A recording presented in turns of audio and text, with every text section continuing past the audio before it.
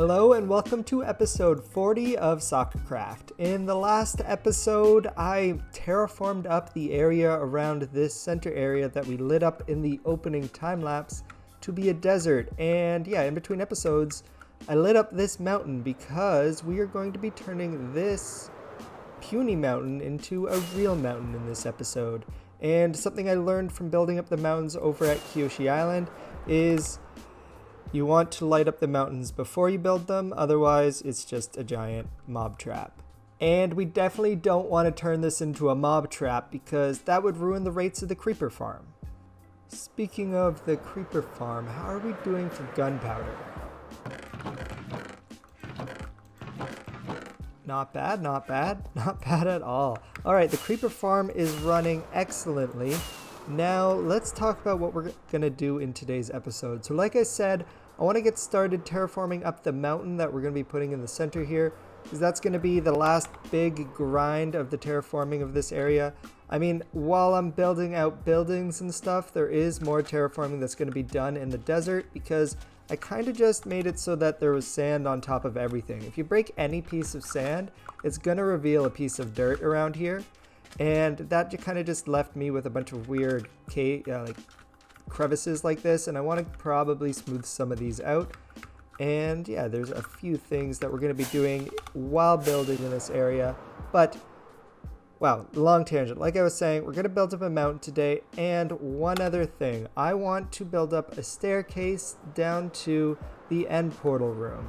We have the end portal room over here, and if I face this direction, this is the direction I'm going to want to put the staircase. All right, so we're going to want to put a staircase probably going from this center point out and up to the top here. And yeah, we'll figure out where the building for this is going to be a little bit later in the episode. Actually, you know what? I think a great way to open this episode is with a bit of a decoration time-lapse of me decorating this room and figuring out where the staircase is going to go. So I'm going to hop into a live stream, build up this room, and bring you guys back when everything's complete.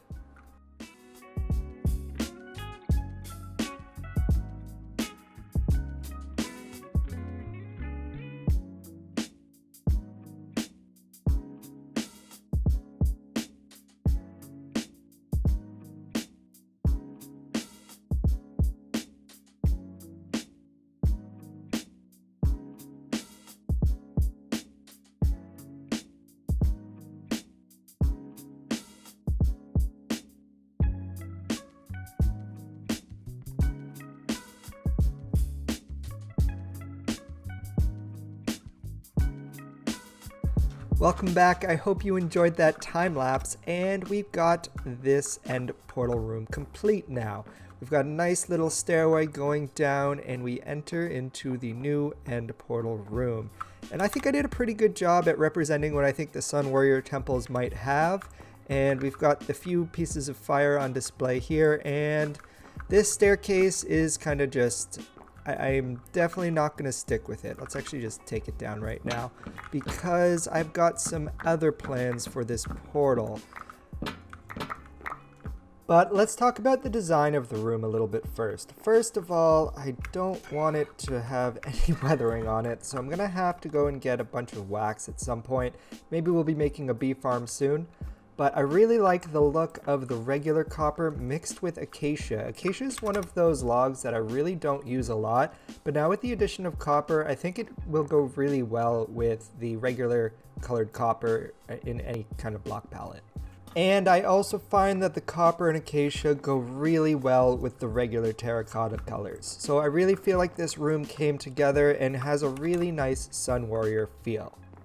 What I want to do with this portal is I want to remove these end portal frames on the edge here, which you're able to do. I'll show it a little bit later in the episode. You use red mushrooms of all things to remove those portal frames, and I'm going to create like a pedestal up to hold the portal to go into. I think it's going to look really, really fancy, and I'm really excited for it. But while we were building this up, we also on the Twitch stream looked into the creeper farm and found ways to make it more efficient. So now that we're over here, you can see an issue that I was having before was there would be creepers still stuck on the platform and they wouldn't run off, and it would just take them a few extra seconds to fall off the platform.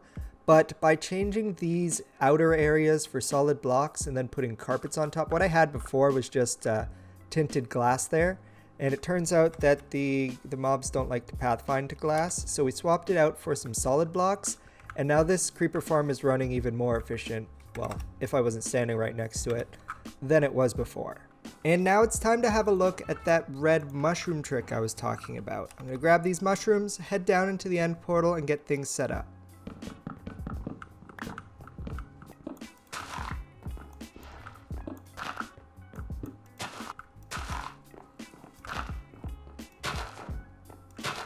Alright, so before doing this, I've went ahead and made a backup of my world in case everything goes wrong, but I think I've got everything in the right position. So in order to do this trick, you want the red mushroom to grow up, and then it will branch out and it will replace these blocks, and then you'll be able to, just get rid of them by punching them like so. So to position the red mushrooms, you want it to be aligned up with the center of this here. And you want to come out 2 blocks. They like to grow up and expand out to like this space here. Alright, fingers crossed that this goes alright, but let's see if this will work. Oh, did it work? Yes, it looks like it worked. So now if I break this, it reveals the side of the portal here, and we can't see it right now because we're right next. It's kind of weird, but there it goes. Okay, so now I just need to do this on all 4 sides, and I'll have a weird naked portal, I guess.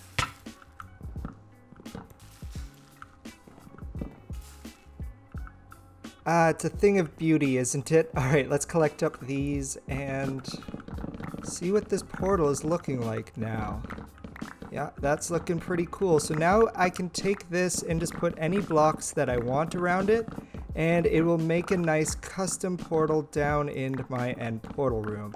Alright, now to figure out what I'm gonna do to make this look good. And just to prove that this does still work,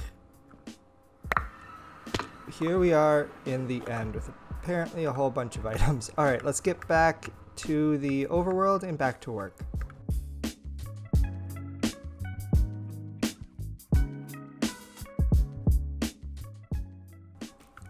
And welcome back from that quick time lapse where we built up the portal. Now I'm gonna have to figure out a way to actually get up there, but for now this is what it looks like on the inside. I think I probably have to make it so I have a jump 2 beacon around here. But this is what it looks like on the inside. It looks really weird not having the end portal frames around here, but it looks really cool. And I don't know, lately looking inside the portals with Optifine lately has been weird. I don't know, does that look weird to you guys? But yeah, let's actually have a look at the design. Let me get rid of these stairs. And so what I did here was just a lot of sandstone cascading to kind of look like a chalice. And then I have an armor stand with a micro block that I got from a wandering trader right here on display to add another splash of color. And we got a little bit of red terracotta to tie the theme together. And you know what? There's another block that I didn't think about that goes really well with this palette. And it's this mushroom block here, actually. This is what happens when you take one of these mushroom blocks, and if you put another block next to it and remove that block.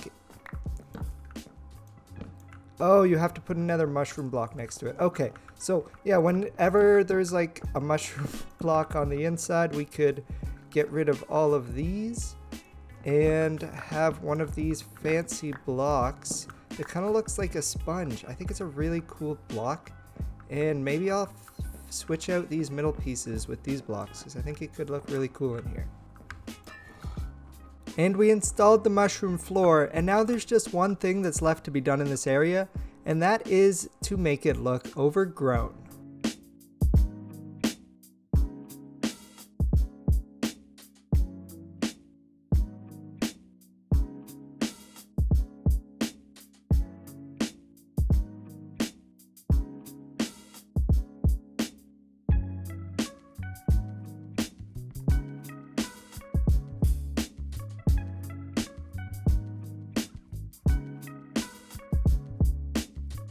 And here we have the overgrown portal room. There's only a few blocks left to add. I want to add a few of these flowering azalea blocks because, well, they're new and new blocks are fun, but they also look so great, and I think they'll be a great addition in this area. I also haven't added any of the azalea blocks, so let's see what it looks like mixed in. You know, I think that looks like a really cool block. Let's see if I can mix this in a few more places. All right, I think that's enough. I don't want to overdo it, but this place is looking so cool. Like, while I walk through here, first of all, I use some of the bushes to give me stairs to be able to get up into the portal. And just adding all the bushes and vines going across the ceiling, it looks so cool. I really, really like the glowberries and the azalea bushes. All the additions to 1.17, I think are actually really fantastic. And another thing I thought about is this vine came across here and knocked down all of the stuff that went across the ceiling, so we have it laying across the floor here to add a little bit more extra detail to show that this place is really overgrown and it's supposed to represent somewhat abandoned. And one last thing to finally seal off this area is we need to get some of the moss blocks down in our world for the first time. So I'm going to replace these 4 floor pieces with moss, and I think now would also be a good time to help me get a little bit of extra hidden lighting in the center of the room. So I'll put down this sea lantern here, cover it up with a moss carpet, put another moss carpet there, and how about we'll sprinkle in some moss around here and see what it's going to look like. And this moss is looking fantastic. Now, I think it's about time we get started building the mountain. So I've had this shulker loader just loading up a bunch of chests with stone for me, so this should really help with the speed of building this mountain. Now, I've built mountains before, so this isn't a foreign concept to me, so I'm going to use the similar tactics that I used over at Kyoshi Island to help get me started here. The first thing I like to do is grab a little bit of stone and build up the pillars where the mountain spires are going to be.